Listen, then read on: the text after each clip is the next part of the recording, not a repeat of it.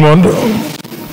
Merci de vous être déplacés pour accueillir notre hôte,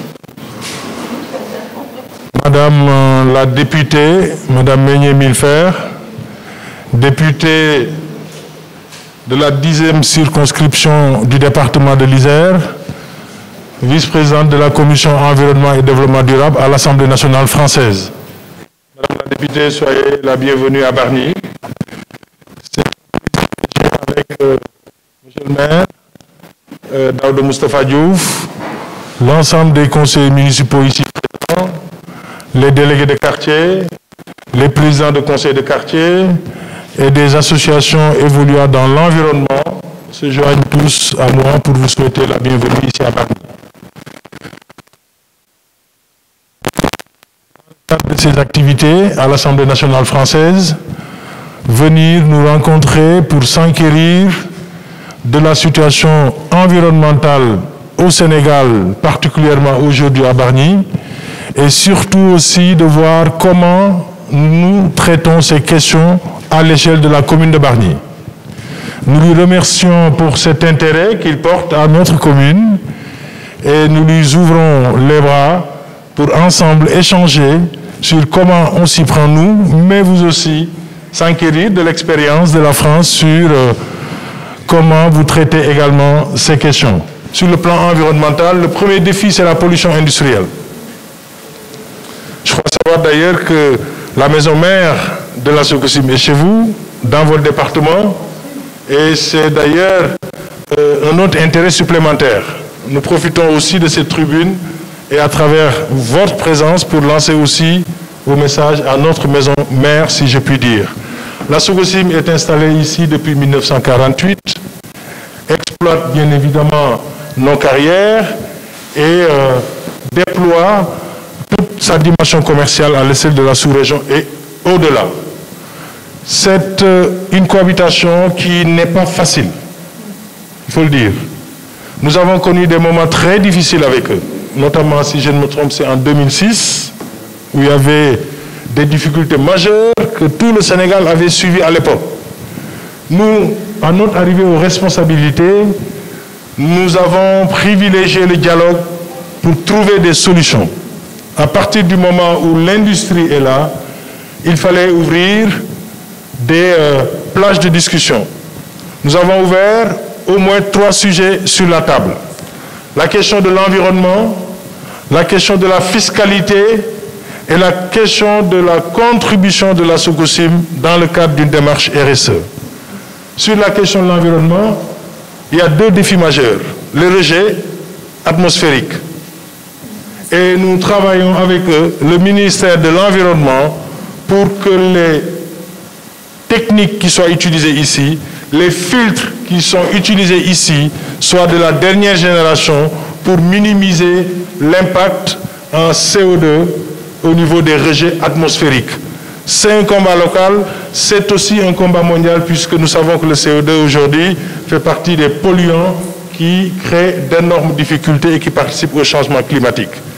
L'autre difficulté, d'un point de vue environnemental, c'est l'extraction du calcaire par des techniques que nous jugeons anciennes. Des discussions également ont été ouvertes et je crois savoir, ils nous l'ont dit, qu'ils sont en train, par moment, de faire des tests sur de nouvelles techniques d'extraction sans utiliser des explosifs. Nous les encourageons à persévérer et surtout à complètement changer de méthode pour que, au moins sur le plan environnemental, les carrières, des techniques d'extraction nouvelles existent et sur le problème des rejets atmosphériques. Donc c'est des dossiers qui sont sur la table et nous vous, bien évidemment, faisons part de ça et tout ce que vous pourrez ensemble au niveau de la maison mère pour qu'on fasse évoluer un certain nombre donc, de techniques pour tout simplement le respect de l'environnement des Bargnois. L'autre point de discussion, ça concerne la fiscalité. Il faut le savoir, depuis que la Sococim est à Bargny, 1948, ils n'ont jamais versé un quelconque impôt à la commune de Bargny. L'impôt allait directement vers nos cousins de la commune de Rufisque. Et nous avons travaillé sur ça Et je remercie au passage son Excellence le Président de la République parce que c'est lui qui a pris la décision.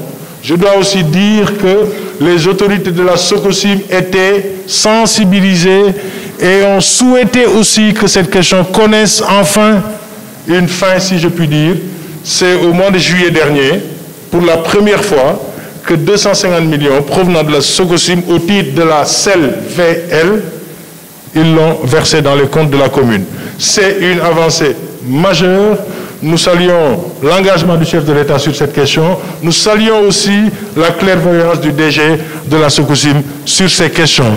Et nous allons poursuivre sur le plan fiscal parce que, bien évidemment, nous savons que la SOCOSIM est dans le cadre d'une convention fiscale avec l'État et qui dit convention dit un terme et donc ce n'est pas une situation statique. Nous allons continuer pour effectivement en avoir plus, mais l'Itiam Solo, il faut le dire, oui, c'est une question qui connaît quand même un début de règlement qui satisfasse toutes les populations de Bargny. Enfin, l'autre question, c'est l'implication de la SOCOSIM dans ce qu'on appelle la RSE. Il y a des actions, il faut le dire, ils nous accompagnent dans la construction de salles de classe chaque année, ils nous accompagnent dans le curage des canaux chaque année, et ils accompagnent beaucoup d'autres associations de la ville qui directement s'adressent à la SOCOSIM, les jeunes ou autres structures. Ça aussi, nous le saluons et souhaitons que davantage soit fait dans ce cadre-là. Parce que l'histoire et les relations sont telles que nous sommes liés et que cette société doit en faire davantage, effectivement, pour nos rapports. Ça, c'est la question de la pollution industrielle avec cette industrie qui est présente. L'autre défi majeur, nous l'avons dit tout à l'heure, c'est la gestion des déchets liquides et solides. Le délégué Pouy en a parlé tout à l'heure. Il faut savoir que le président a initié dans ses 5-3-5 son projet, 5 initiatives, 3 programmes donc, et 5 accès. Il y a bien évidemment parmi les 3 programmes une ville zéro déchet. C'est un enjeu majeur pour le Sénégal. Nous savons l'impact d'une ville propre dans l'attractivité et l'image de cette ville. Dans ce monde aujourd'hui, pour accueillir des entreprises, pour être attractif d'un point de vue résidentiel ou économique, il va falloir être, entre autres critères, sur le plan environnemental et sur le plan notamment de la propreté. Et c'est tout le challenge que le président de la République veut, disons, résoudre en mettant en place ce programme zéro déchet. Ce programme zéro déchet se traduit par l'installation de PRN, points de regroupement normalisés, et la lutte contre les dépôts d'ordures sauvages. Nous en avions ici à Bargny. La place de Missira faisait partie des places les plus compliquées. C'était complètement abandonné. Ceux qui traversaient d'ailleurs, entre autres, étaient un tout petit peu obligés de se boucher, disons, le nez. Nous avons réussi à reconquérir cet espace qui, aujourd'hui, est en train d'être utilisé par les jeunes pour pouvoir tout simplement jouer au foot. Nous avons d'autres points qu'on a participé à régler.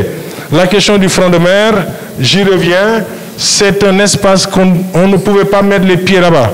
Tous ceux qui sont ici le savent, c'était impossible de passer par là-bas. C'est un espace autrefois abandonné, complètement, un espace qui tournait le dos à la ville. Et c'est l'espace le plus magnifique de Bargny, puisqu'il y a de l'espace et on est au niveau du front de mer. Là aussi, c'était un challenge. Nous avons pu reconquérir. Aujourd'hui, il y a au moins 2 terrains de foot. Les jeunes l'utilisent dans un secteur où les constructions sont denses. Il n'y avait quasiment pas d'espace sur lesquels les populations pouvaient organiser des manifestations et s'épanouir. Mais je le dis, c'est une conquête à mi-chemin. Il nous reste encore et encore à faire sur ce front de mer. Il faut aussi rappeler qu'il y a d'autres initiatives qui ont été prises et nous remercions les équipes de UCG. UCG, c'est eux qui s'occupent au niveau de la région de Dakar du ramassage des déchets. Ils ont renforcé les équipes au niveau de la Bargny, au niveau de Bargny. C'est eux qui ont amené ces points de regroupement normalisés avec une partie liquide, avec une partie également qui n'est pas liquide sur donc, ces PRN.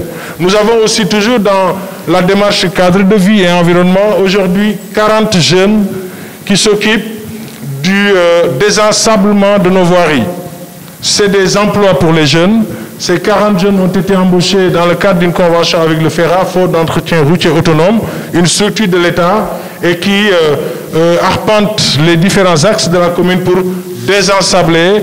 Ça, c'est hautement appréciable, puisque c'est de l'emploi des jeunes, une priorité pour le Sénégal, et c'est aussi une opération d'amélioration du cadre de vie. Nous pouvons aussi parler d'une brigade verte qu'on a mis en place ici, au niveau de la mairie. C'est 6 agents qui ont été recrutés, qui s'occupent des espaces publics et des espaces aussi verts de la mairie, et qui vont se déployer très prochainement à la rentrée prochaine au niveau de nos écoles, puisqu'on veut des jardins écologiques dans les écoles de Bargny et plein d'autres missions sur lesquelles ils travaillent. Nous allons également travailler sur le volet sensibilisation. C'est l'un de nos défis énormes. Et ça, c'est notre responsabilité à nous tous. Parce qu'on a beau faire, si demain on répète les mêmes actes, plus rien n'est possible pour maintenir ces espaces propres. Et ça, je dois remercier UCG, je dois remercier ces acteurs parce qu'ils prennent beaucoup d'initiatives. Nous avons beaucoup d'associations qui se rapprochent de la mairie, de quartier, dont l'association de Médoune CRAC.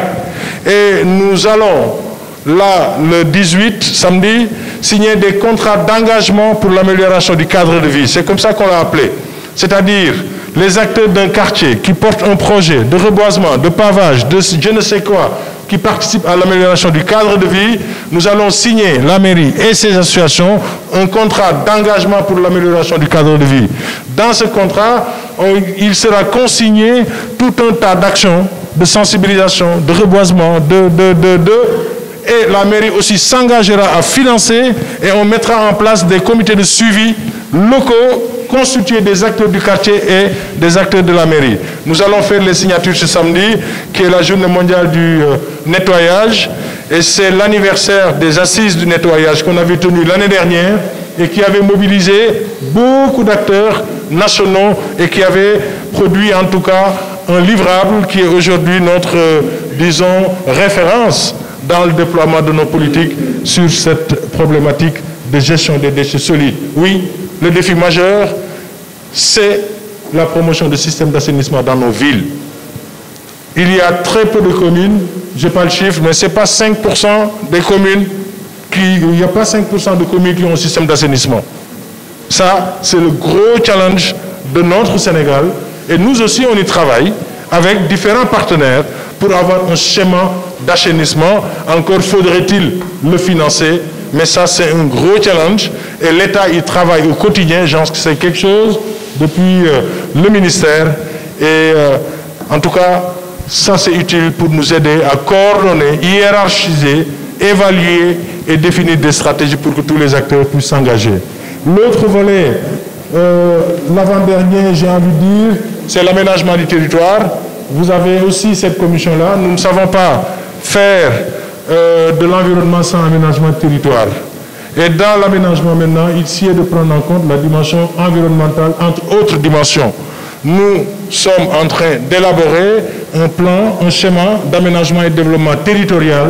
C'est le PNUD qui nous accompagne, Programme des Nations Unies pour le développement. Je dois dire que ces plans, ces schémas d'aménagement et de développement ont été adoptés dans le cadre de la loi d'aménagement et d'orientation qui a été promulguée par son Excellence le mois de janvier dernier et qui prescrit l'élaboration à l'échelle des communes de plans schéma d'aménagement et de développement territorial, à l'échelle des régions, schéma départemental d'aménagement et de développement, et à l'échelle nationale, le schéma national d'aménagement de territoire.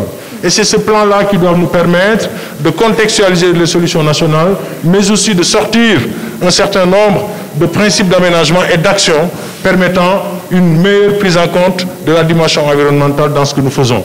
Donc il y a 3 communes aujourd'hui que le PNUD accompagne, qui seront les 3 premières communes au Sénégal à avoir des schémas d'aménagement et de développement, Sandiara, Mont-Roland et la commune de Bargny. Nous avons aussi un plan de développement communal qui est en cours d'élaboration et c'est également le PNUD qui nous accompagne pour dire que, à la base, à la source, il faut d'abord la conception d'un développement et ce n'est qu'après qu'on peut penser des actions. Donc ces schémas-là nous seront d'une grande utilité. Je finirai par la question des régions côtières.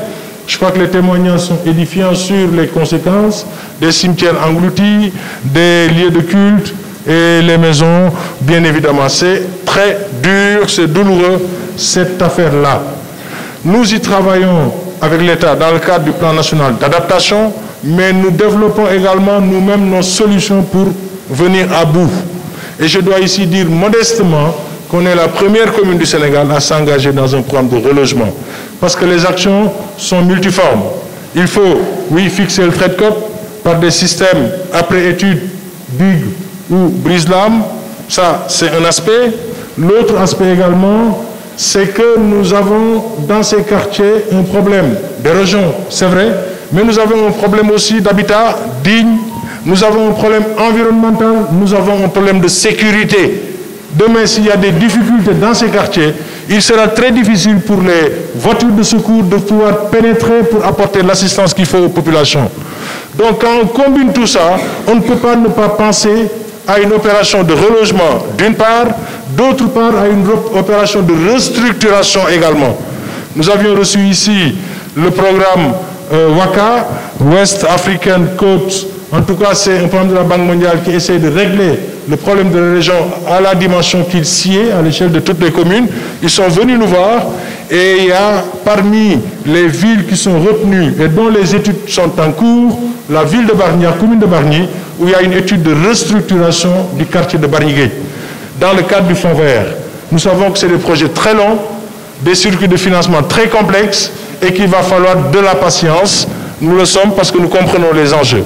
Mais à côté de cela, donc, nous avons initié ce programme de relogement et 114 logements. Je le rappelle, c'est une première phase puisqu'il y a encore d'autres populations ici à Bargny et notamment à Minam qui attendent donc d'être relogées. Voilà un peu en ramasser les actions, les défis industriels, déchets solides liquides, l'érosion côtière et le défi de la sensibilisation qui nous interpelle tous. Merci beaucoup, merci infiniment. Je voudrais d'abord remercier Monsieur le maire pour son accueil, toute son équipe municipale. Remercier également chacun d'entre vous dans le Nord-Isère qui travaille sur ces sujets-là et qui coopère avec les intelligences du Sénégal pour pouvoir justement trouver des solutions communes puisque c'est des savoirs qu'on partage, c'est des savoirs qu'on avait. En Nord-Isère, on construisait en pisé, on construisait en terre. On a un petit peu oublié comment faire. Aujourd'hui, on a des bâtiments qu'on ne sait plus forcément rénover parce qu'on n'a plus les savoir-faire, à vrai dire, parce qu'on a oublié. Et aujourd'hui, il y a toute une partie des gens en France qui renouent avec cette tradition construction terre en se disant qu'il y a un vrai enjeu, que c'est extrêmement moderne et performant que de construire en terre, notamment pour se protéger de la chaleur. Donc il y a tout un ressavoir qu'on est en train de retisser ensemble et je trouve que ça, c'est une belle façon de raconter l'avenir. Note qu'évidemment, je suis bien d'accord du lien entre la question de la santé et de l'environnement. C'est peut-être la première chose qu'on perçoit immédiatement, c'est à quel point l'environnement impacte la santé. Et dans le contexte dans lequel on est tous avec nos masques pendant la crise du Covid, on l'a vu d'un point de vue planétaire. Quand on maltraite la planète, en fait, les gens tombent malades. C'est ça qui s'est passé avec la pandémie. Et donc, du coup, c'est vrai à l'échelle de la planète, c'est vrai à cette échelle-là, mais c'est vrai aussi à l'échelle locale. Et la gestion des déchets, la problématique que vous évoquez, elle est aussi une question de bonne santé publique. Et ça permet de relier des sujets qui sont très loin avec des proximités très proches. Je voudrais dire aussi que j'ai entendu le travail qui a été mené sur à la fois le travail sur la biodiversité qu'on a pu abîmer et dans laquelle il faut retravailler pour retrouver de la résilience dans les territoires. Là encore, c'est des sujets qu'on travaille exactement de la même manière. Nous, on avait des haies bocagères qui permettaient de protéger les espaces, qui évitaient l'érosion des sols, et on a détruit les haies en grande partie. On a tué une partie de la biodiversité qui était abritée dans les haies. Et de fait, on a vu les sols s'éroder également. Donc aujourd'hui, on est dans la même logique de retrouver des haies et de les protéger parce qu'elles ont du sens. Donc finalement, ce que je mesure, c'est à quel point les solutions et les réponses sont communes, là encore.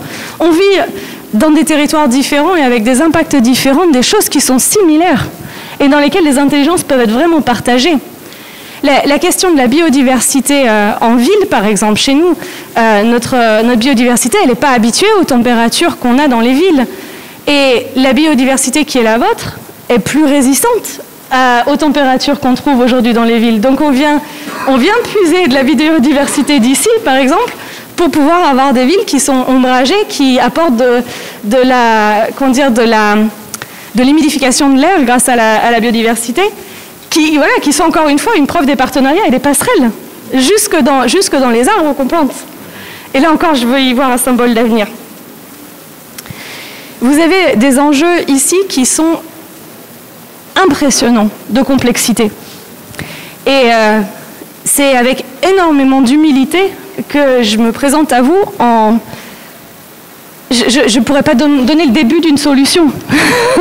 je vais être honnête, c'est tellement impressionnant la manière dont vous êtes coincés, écrasés entre les taux d'un développement économique, d'une protection de la nature pressante de chaque côté, des enjeux extrêmement forts et passionnés de la population, on a pu l'entendre, et moi je voudrais remercier les représentants des associations parce que chez nous comme chez vous, ils sont importants, des lanceurs d'alerte, ils posent des questions qui sont difficiles, et je voudrais vous féliciter, monsieur le maire, parce qu'un bon élu chérit ses oppositions, et vous le faites visiblement, et vraiment bravo à ça, parce que parfois c'est facile de mettre les oppositions un peu loin, les gens qui s'expriment un peu loin, les inviter autour de table, les entendre parler et les entendre poser les questions dures, c'est une très belle chose.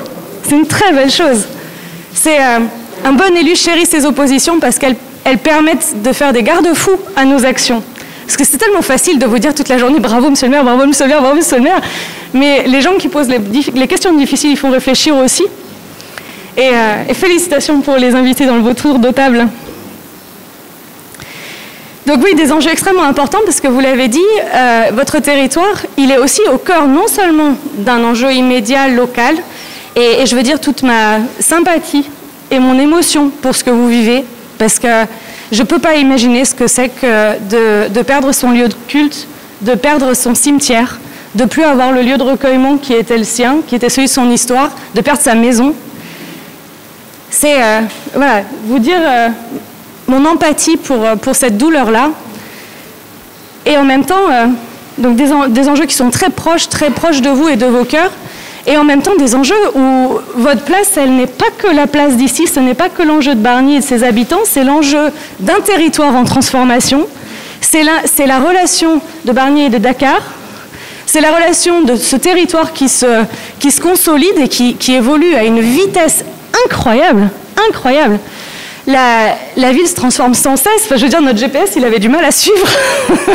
Il indiquait une route, mais il y avait des travaux, et du coup, la route était fermée, et puis finalement, c'était en contresens. Pour dire à quel point même Google n'arrive pas à suivre. C'est dur si le Sénégal va vite. Mais vous êtes au cœur de tous ces enjeux-là, et la construction de savoir changer d'échelle comme vous le faites, de savoir penser l'échelle locale, l'échelle intermédiaire, celle de la région, et en même temps celle du pays, puisque vous l'avez dit, je crois 75% des habitants du Sénégal vivent finalement ramassés sur toute cette bande côtière. C'est un sacré enjeu de développement. Et du coup, ce qui est compliqué, et c'est là où les élus doivent bien penser, et pas que les élus d'ailleurs, mais la société civile, les entrepreneurs, c'est penser en même temps qu'on fait aujourd'hui d'ores et déjà la transformation qui aura lieu dans 5 ans, dans 10 ans ou dans 15 ans. C'est penser par exemple quand on construit qu'il faudra peut-être ajouter 1, 2, 3 étages au bâtiment qu'on vient de construire pour éviter qu'on soit obligé d'étendre d'autant plus la ville en longueur si on peut la densifier vers la hauteur. Et ça, c'est des choses qu'on doit penser au moment où on construit. Donc il faut avoir une vision de l'avenir et de la transformation de l'avenir qui est très grande et qui est particulièrement difficile dans un contexte qui est instable. Parce que la réalité, c'est que l'avenir, avec le changement climatique, on fait des projections, on fait des pronostics, mais on ne sait pas tout. Donc il faut prévoir l'imprévisible. Et là encore, c'est un sacré challenge et un sacré défi pour l'ensemble d'entre vous. J'ai entendu 1000 manières de réagir au sujet et je crois qu'aujourd'hui, les sujets tels qu'on les traite, peut-être que le rôle de l'élu aujourd'hui a changé. Pendant longtemps, on a dit de l'élu que c'était à lui de penser à la place des gens. On donnait mandat à l'élu pour que l'élu fasse et réponde aux problèmes. Et les gens, du coup, pouvaient vaquer à leurs occupations. Aujourd'hui, je crois que c'est plus possible de faire peser les responsabilités sur les épaules de quelques-uns. La responsabilité, elle doit vraiment être collective. Et du coup, je crois que, et vous le faites très bien, monsieur le maire, le rôle de l'élu, c'est peut-être de coordonner beaucoup plus les initiatives, de les guider, de les accompagner, de les soutenir, moins de porter tout seul et de penser qu'on va avoir tout seul les solutions, mais d'aider les solutions qui émergent de partout tous les jours à trouver leur chemin dans un sillon commun, un petit peu comme tous les ruisseaux nourrissent les grandes rivières. Et donc finalement, il y a peut-être de ce rôle-là, de l'accompagnement et du guidage de toutes les énergies par celles que vous représentez avec le mandat électif. Vous avez parlé du rôle effectivement de Vika, de la Sococim. Parce que chez nous, c'est Vika, le nom. Effectivement, on a le siège de la maison Vika qui est en Nord-Isère, donc un lien de plus entre le Nord-Isère et votre territoire. Et je sais l'engagement de la famille Vika de longue date, de très longue date, pour le développement durable et pour son sens de la responsabilité sociétale. Mais ce qui est vrai, c'est que la responsabilité sociétale de ces entreprises a changé dans le temps. La première mission, en fait, des entreprises cimentières, parce qu'en plus, Vika a été à l'origine de la première formule du béton. Et du coup, la première responsabilité, c'était de loger les gens. Les questions environnementales ne se posaient pas à la toute origine, parce qu'on n'avait pas la moindre idée de ces enjeux-là, on va être honnête. Et évidemment, au fur et à mesure que le temps passe, la responsabilité environnementale des entreprises est de plus en plus importante. Et c'est vrai que c'est important, et on sait leur engagement, et c'est vrai qu'il y a des efforts qui ont été faits, mais sans doute faut-il encore les renforcer, sans doute encore faire des passerelles plus importantes, d'autant que leur réputation internationale est en jeu. Et je pense qu'ils en ont bien conscience. Je sais que de notre côté, en France, on vient de rentrer dans une logique de réglementation environnementale pour les bâtiments. Donc on avait une réglementation thermique qui était surtout sur l'économie d'énergie. On est aujourd'hui sur une réglementation environnementale qui fait que non seulement on s'occupe d'économie d'énergie, mais on réfléchit aussi à l'impact carbone de la construction des bâtiments. Parce que chez nous, un bâtiment avec les règles constructives qu'on impose, en fait, son poids carbone, il est beaucoup lié à sa construction. En fait, jusqu'à 60% des émissions de CO2 d'un bâtiment, c'est la phase constructive. Et donc, autant vous dire que les logiques cimentières sont un peu mises à l'index aujourd'hui pour leur poids carbone dans leur construction.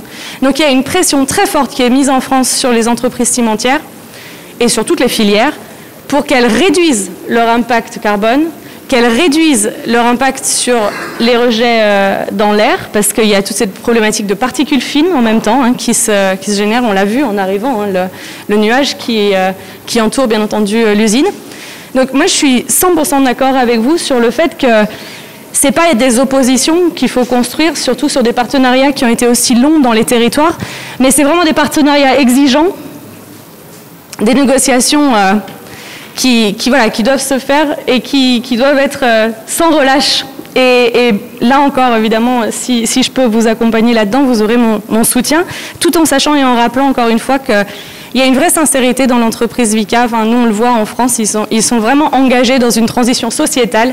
Et effectivement, ces transformations qui sont suffisamment récentes pour ne pas être encore en place partout, mais la volonté est là. Donc, comme on dit en anglais, when there's a will, there's a way.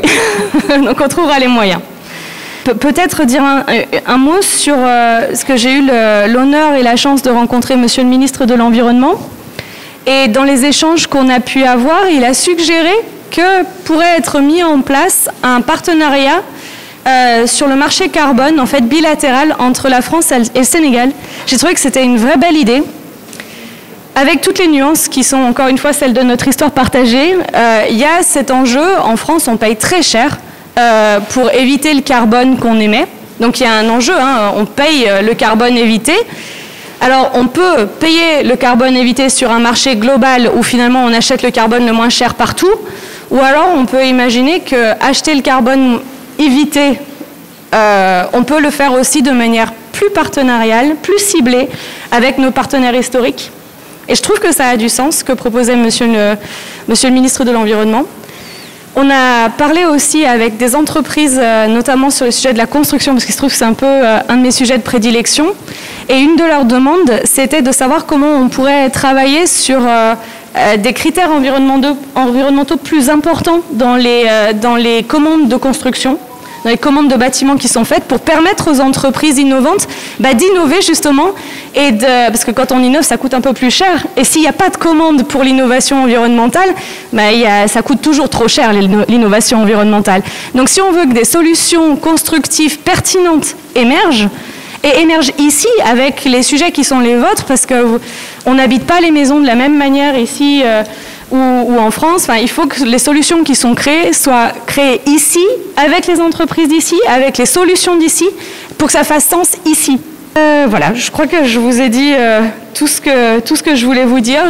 Du coup, je conclurai en disant que je mesure vraiment les enjeux, probablement parce que je suis spécialiste de ces sujets-là, mais je mesure vraiment les enjeux auxquels vous êtes confrontés. Et du coup, je veux vous dire mon admiration pour la manière dont vous y faites face. C'est, encore une fois, vous êtes dans une situation infiniment plus complexe que celle dans laquelle on est.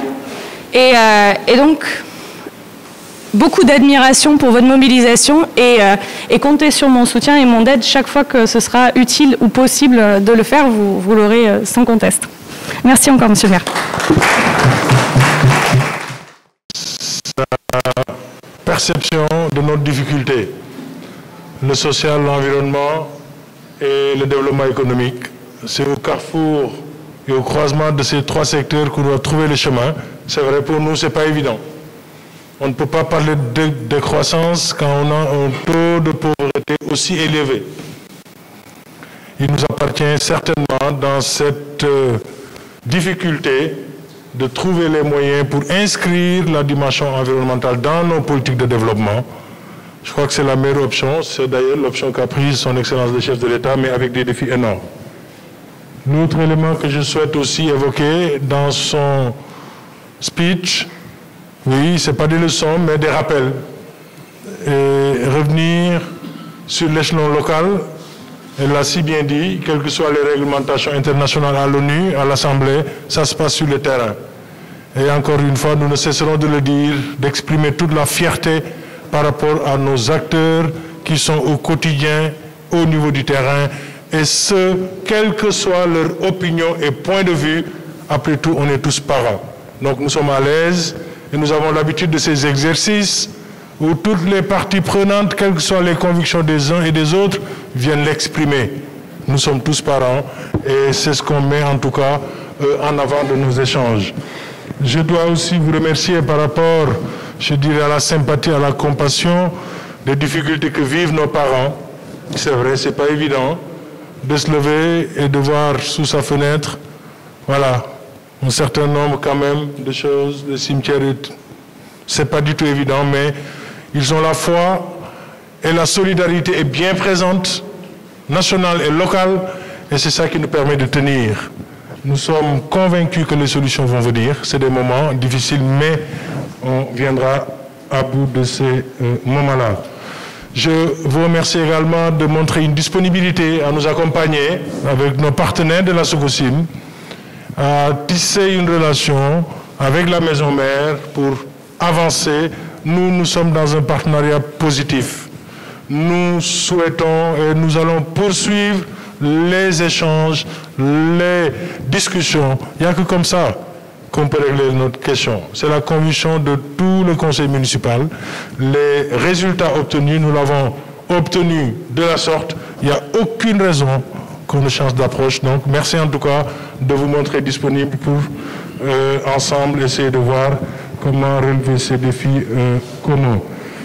Je dois aussi vous remercier également d'avoir abordé un peu la dimension de la résilience des bâtiments. Nous ne sommes peut-être pas confrontés au même climat, aux mêmes défis technologiques pour des bâtiments résilients. Mais je dois vous assurer également que nous y travaillons dans notre ministère avec le ministère de l'Urbanisme. C'est des solutions d'ailleurs que j'ai eu l'honneur, en tout cas, quand j'étais dans mes activités en France, de conduire l'étude portant sur la stratégie de développement du pôle d'excellence de Rouen environnemental. Il est vrai que quand il y a eu la législation qui a, disons, prescrit l'évolution des normes de construction pour que les bâtiments soient passif d'abord, puis après positif, avec un échéancier phasé en fonction du public ou du privé.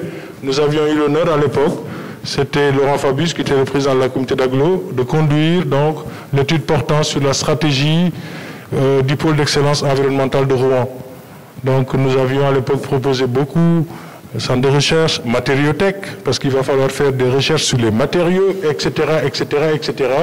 Toute cette expérience, on le met au profit du ministère et on travaille avec le ministère de l'Urbanisme sur cette question. Ça, c'est à l'échelle effectivement nationale. Vous me permettrez de remercier Maïmouna. Protocolairement, c'est vrai que quand il y a le patron, on va dire, mais vous me permettrez de le remercier pour deux raisons. C'est notre compatriote à nous tous, d'exprimer la fierté de l'avoir vu faire ce parcours, surtout que je ne l'ai pas revu depuis 2012. Si je ne me trompe, c'est exactement ça. C'était le baptême de Lamine, sa fille, en 2012, et le baptême s'est passé chez Maïmouna. Et je m'en rappellerai tous les jours de l'accueil chaleureux, mais surtout il y avait un ami qui ne connaissait pas le piment et qui a pris le piment en entier, mon professeur. Il l'a mangé. C'était Sébastien, non? C'est pas Sébastien, excusez-moi. Il l'a pris en entier, et c'était Timothée, oui, il l'a pris en entier, et il s'est mis à rouler sur la pelouse. Et on est en train de le neutraliser, tellement le monsieur. C'était la petite anecdote. Donc Maïmouna, depuis 2012, je ne l'ai pas revu. C'était le baptême de Oumou, la fille de Lamine. En tout cas, merci. C'est l'occasion de vous exprimer toute la fierté que nous, on a. Et ça aussi, c'est l'histoire de la France et du Sénégal. Nous sommes deux pays, deux nations, deux peuples liés par l'histoire et dont nos trajectoires sont intimement aussi liées. Et c'est ça la vie, c'est ça la richesse des peuples.